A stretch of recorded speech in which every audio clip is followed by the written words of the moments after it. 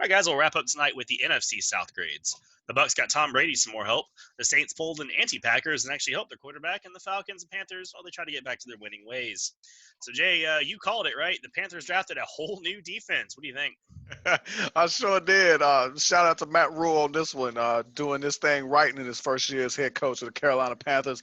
I gave him 4 players coming back on this defense that he should retain and start with starting caliber.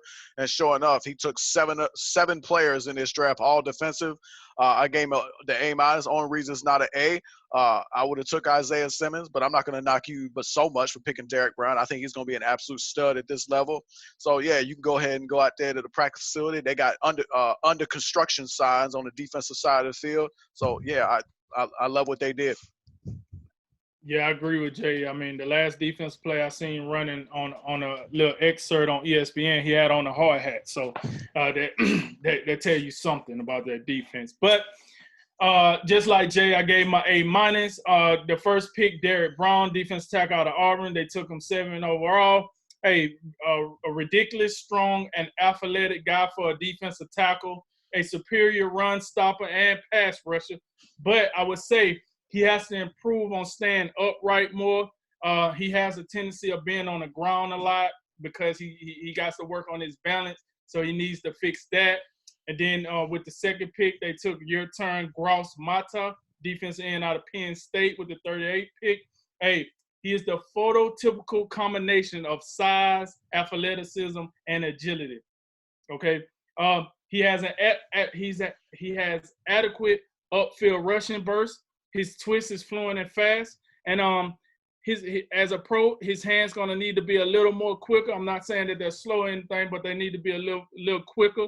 He needs to be more violent at the attack or rush. But with all that said, I think they got a good guy there. And then Jeremy Chin, the safety out of Southern Illinois, they took him with the 64th pick. Hey, he has the NFL size, so that's good. He got length, muscle composition. Okay, good. And speed, he has good speed for sharper pursuit angles, which is number one, what you really want out of your safety for a guy to be able to do that. But some of the faults with him, he's not as instinctive as he needs to be when you're playing on the back end of that defense. So he's going to have to up his football IQ. It's a little below average right now. Don't sound like something the NFL can't fix, so we'll see that. And he needs to eliminate the head ducking. He's one of those guys that like to go head first. I'm telling you right now, you might want to go look at Ryan Shazier. This is nothing to play with. You might want to pick your head up and do some good form tackling, or that'll be the end of your career quite fast. Yeah, like you said, Jay, I mean, they went right down the list, all new defense, 7 + 4 is 11. But yeah, I was singing the praises of Derek Brown from the get-go. I think he's an outstanding player, and he's going to be really good for quite a while. And I like you said, I couldn't knock that pick at all. Gross Matos is a guy that I think he does have some limitation, like you said, Drink. Like, he doesn't have that trump card that, like, oh, this is what I'm the best at, So, but at 38, that's a really solid value. I mean, if you would have taken it at 20, I'd have been like, but 38, I mean, hey, if he's still there, why not? Come on down. So he should pair well across from Brian Burns, and like you talked a lot about Jeremy Chin, he's kind of maybe your budget Isaiah Simmons. He had a lot of that same kind of build, but it's one of those things where does he really fit on this defense? So they're going to have to take a little bit of time to figure out exactly where they want him, but they double dipped with Bravion Roy on day 3 on that interior of the defensive line. That's going to help you move on from Quan Short's big contract sooner than later. So, I mean, down the line, they drafted what they needed, and it's a little scary to just ignore a side of the ball completely. I don't think many teams have ever done that, but we'll see how it goes. I gave him a B+. All right, Drink. I'll get the Buccaneers up next. How you think they did with Tom Brady crew? Oh, TBs and Gronk, they went down and made an impact. But as far as, what they did in the draft, hey, I gave them that hot steaming ace kid. They aced the draft. First they took Tristan Wirth, the offensive tackle out of Iowa with the 13th overall pick. Once again, another Iowa guy, neither here nor there. All right, look, this guy's quick out of his stance. He get into his work. He's an above average technician coming into the league, so he should only get better when he gets more tools in his toolbox. And he has the ability to flip from right tackle to left or from left to right, whichever one you need him at, he can get the job done. The problem is he has average explosiveness at the initial contact. He got to get better with that. You're playing against grown men, not little boys. And he tends to lean to his outside foot when punching. Hey, I'm going to tell you right now, that's going to put you on your back a lot, and you're going to be out here looking like Eric Flowers when he was playing for the Giants. That ain't going to cut it. So you're going to have to fix that and open up your post. Then with the second pick, they took Antonio Whitfield Jr., the safety out of Minnesota, with the 45th pick, a highly instinctive. He's always under control. He know how to take cues from the opposing quarterback. I like to hear that from a safety. Safety that know how to read the quarterback and see what he's trying to do. There's a chess match out there. And his ball tracking seems to come natural. He can track that ball very well. He did, however, miss some extensive time in 2017 and 2018 due to injuries. So that is something that I'm pretty sure the Bucs looked into while, thinking about drafting this guy. But that is one thing. If it tends to hinder him in his NFL career, we'll see. And then also he's below average when it comes to height and length on jump balls. What I have seen, you can't throw the ball over his head if you get a tall enough receiver. So I mean, there's nothing he could do about his size. I know maybe it's a technique out there to save him, but there's nothing he could really do about the size. So with that, and then with the third pick, Keyshawn Vaughn, the running back out of Vanderbilt, they took him with the 76th pick. Runs with patience on outside zones, very, very good. And one thing I found very interesting while doing this research, he scored a touchdown every 16.5 touches at Vanderbilt. So every 16 times basically he touched the ball, he scored a touchdown. I mean, it's Vanderbilt. Who else going to score touchdowns for you? So you got to give him to somebody, and I guess he was the guy. He plays up to his size and his strength as a pass blocker. That's probably the number one thing that running back coaches look for when they get these young running backs in the NFL. They want you to be able to block. But listen, his vision, his ability to create, it is going to come as a struggle. So they're going to have to work on him with that. And listen, he got to learn how to move his feet faster. He a little stiff in the hole. I remember Derrick Henry had this problem when he was at Alabama. He seems to have been working on it and got better. You got to be able to move those feet to get through holes a lot faster. Yeah, solid draft for me. The Bucs get a B. They traded up one spot, but they just wanted to make sure they had to upgrade this offensive line with Tom Brady coming here and there, and they did just that, getting Tristan Wirfs. I thought he was the second best offensive tackle in this draft. So I really like that. The Antoine Winfield pick, I love it. That secondary was, yeah, we talked about it. Carlton Davis is the name I most recognize, and that's not good. I don't hate the Keyshawn Vaughn pick, but what I will tell you is I would have liked to see more picks, at least one more, to further address that secondary. I still think there's a whole lot of holes back there. So they did not put further capital into the secondary. I don't like that. I think that's something we got to pay attention to moving forward. In the fifth round, though, I do like Tyler Johnson, another guy out of Minnesota. I like what I saw from him last year and under P.J. Fleck. I think that's good value there in the fifth round. Yeah, this is a draft I liked a lot. It's best in the division, in my opinion. Assuring the pickup of Wirfs all the way down there at 13 was really good. And that's a guy that, again, could have gone top 10, and he didn't. And I doubt they thought he was going to be there. But protecting Brady's blind side, we all know that the best way to beat Tom Brady is to just get to him and put him on the ground. And getting the best tackles in this draft is probably the best decision the team could have made, period.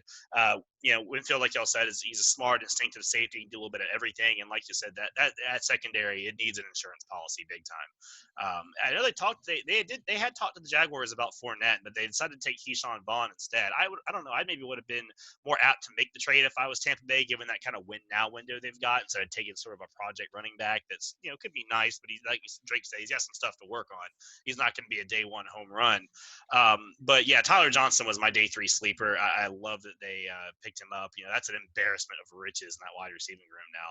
And it's just another weapon for Brady, who's already arguably has some of the best weapons he's had in his career, and now he gets another one. Good gosh. So yeah, I gave this one an A. All right, Jay, Falcons are up next. What'd you think? I really don't even know what this is. The Falcons, they got me so uninterested right now. They like a salad with no dressing. I mean, I'm telling you, like, they got AJ Terrell in here in the first round. I'm gonna tell you, sometimes first impressions are most telling. Well, last impressions matter too. And the last time we saw you, you was getting your butt roasted out there by anybody that could run a route over there at LSU. Not saying he was the only one. There's a lot of blame to go around on that defense in that national championship game. But I'm just not sold here. He was great. He receiving a lot of second-round raise from what I can see, and you picked him with the 16th overall pick. I mean, you needed help at corner. I can't knock you too much for that. But biggest pick right here, I like the Marlon Davidson pick. I like they're going to get a little bit more physical up front. But by and large, there's a lot of met to this draft, and you're not getting graded higher than a C with that in mind. Yeah,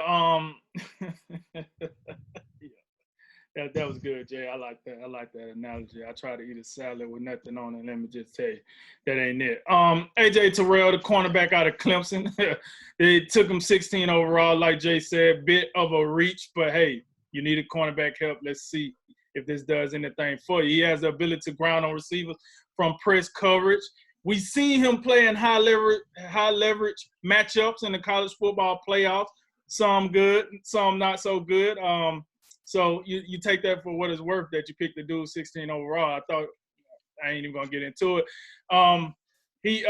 He plays, receivers in tight quarters. He disrupts their timing. I think that's good. But hey, to talk about some of the concerns, listen, he's not good with jump balls. We've seen that. Jamar Chase gave him the pure business when Joe Burrow just threw the ball up. I don't know why, because Jamar Chase is not like crazy tall, but he got problems with handling that ball in the air. And he's a bit of an arm tackler. That ain't it. You ain't tackling with arms in the NFL. Like, you leave that crap right in college. So I can tell you right now, if he don't fix that tackling, he's going to be a first-round bust. And then the second pick, you got Marlon Davidson, the defensive end out of Auburn with the 47 pick. Hey, he could play standing up or he could play hands down. Now, that's a little interesting because we have seen teams to try to manipulate certain things and try to make the quarterback think this is happening, that happening. So I thought that was pretty unique. He got nimble foot when it comes to lateral movement. That means he can move left to right, right to left pretty quick for a guy of his size. There's also something to look at. His hand usage is at the top of the rush is very efficient. He knows how to bulldoze you. He knows how to get you off balance. We'll see. But listen, his footwork and his contact balance is inconsistent. If you don't know what I mean, go back and look at his play against Alabama. Those offensive lines did kind of put him in bad situations a lot because his footwork wasn't quite where it needed to be, which means he lost his balance, but made it very easy to open up certain holes for Najee Harris in that game. Hey, and he don't gain big grounds once he bend that edge, meaning once he bends the edge, it takes him a while to go from the edge to the quarterback. He got to speed that up a little bit to give himself more of an advantage to try to get the sack. And then with the third pick, they took Matt Hennessy, the center out of Temple with the 78th pick. He has a consistent balance and posture and pass as a pass set. So he can protect pretty well and passing pretty much.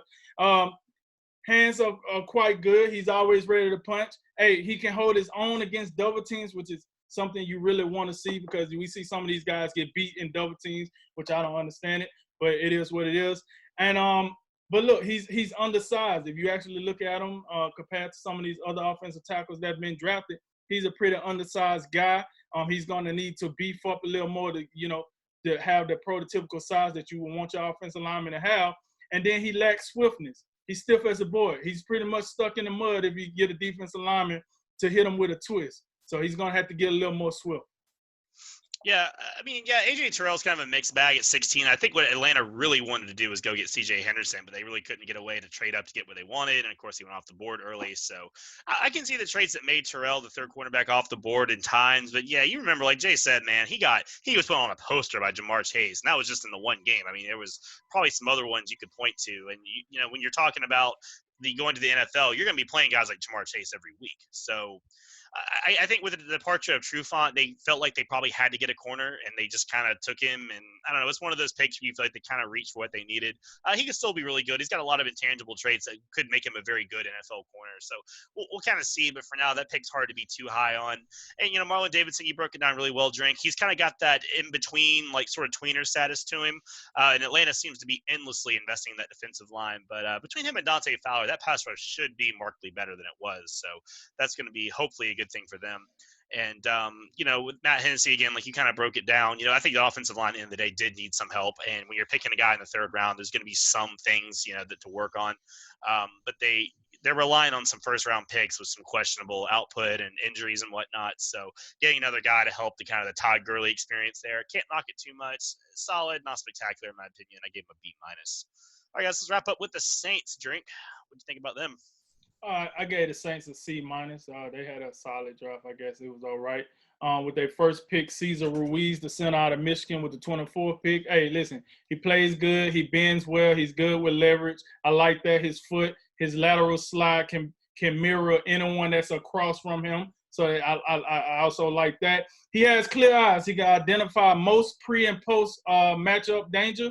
That's good for the quarterback because, as we know, sometimes those centers be calling just as many sets as quarterbacks when you're setting up that play. So that's very important. Some things I've seen that he needs to work on is he need to work on his width and his frame. He's he's big, but he's like skinny big. I don't know how to quite describe it, but he's gonna need skinny fat, right? The worst. So he gotta get himself a little wider so he can, touch both guys on both sides of him, being that he a center, and not leave a significant gap. And then he need to work on steering his blocks into the desired positions.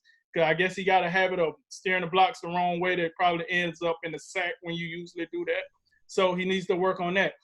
Then with their second pick, Zach Braun, the linebacker out of Wisconsin, with the 74th pick. He's a twitchy, explosive guy. He has quick hands to punch and play around blocks, which is good. I think that's a Big Ten thing. And he has good tackling range with speed to go with it. Now, what does he need to work on? I just said he got good tackling range.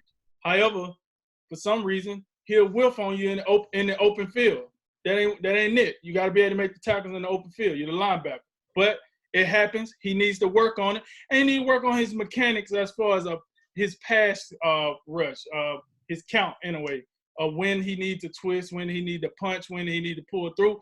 He needs to work on that. And then with the third pick, Adam Truman, tight end out of Dayton, with the 105th pick. Shouts out to Dayton. I didn't even know they were football players.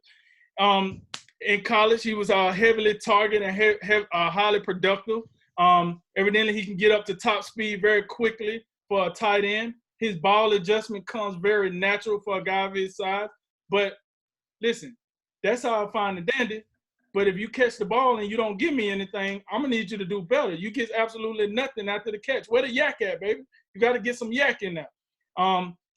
He will need to work on his correct hand placement when he's blocking at the edge of those lines. So, yeah, those are my three. And I gave the Saints a C-. Yeah, well, they ain't have but 4 picks, so there isn't a whole lot to really evaluate here, but we'll go through it. I gave them a B-. I really like their first 2 picks. I've talked about this several times. The interior of that offensive line, they were abused against the Minnesota Vikings in that wild card game. So Cesar Ruiz, I thought he was the best interior offensive lineman that you could get in this draft. They went for it, and I think he's going to be a great asset to them in the middle of that offensive line. I think he'll help Drew Brees out. And then Zach Bond in the 3rd round, their second pick. I thought that was a good one. I like his pass rush potential that he can apply. I think one of the things we look at from the Saints quite often, we know Cameron Jordan's going to be coming at you on one side. Sometimes we question where else the pressure is going to come from on that Saints defense. I think Zach Bond's a guy that can maybe get it done for you. Yeah, they had an interesting draft, with the 4 picks. It wasn't because they only had 4 picks going into the day, because they traded around to get these guys. Something we got to keep in mind. Ruiz is a great pick, like you all said, at 24. You broke it down well between the need and the fit and how he plays. I just like that he doesn't have that like pure raw athleticism, but he's just a polished dude. He just does a lot of things well. He's going to fit right in with that, Sean Payton in that offense. But when you're talking about Zach Bond and Adam Trautman, again, y'all broke it down well. These guys fit well with the team. Bond seems like an outside linebacker, so could even play inside a little bit. That's got a good nose to the ball and could fit really well, again, with that Saints defense that does ask a lot out of the linebackers. And Trautman was, a lot of people thought, one of the better tight ends in this class as far as an overall well-rounded tight end. The problem is that Trautman cost you not only this year's 3rd-round pick in a swap, but also next year's 3rd-round pick. I think you sent it to Cleveland. And then I'm sorry, that was the Bond trade. And then Trautman cost most of your day 3 ammo, pick 130, 169, 203, and 244 to go get. So you traded essentially 6 players for 2. And then you picked kind of a wild card backup quarterback project in the 7th round. So, the couple players you got were nice, but boy, that's a lot to trade for just a couple dudes. So I gave it a B because I'm leaning high on these 3 players, but they better be good because you gave up a lot to go get them.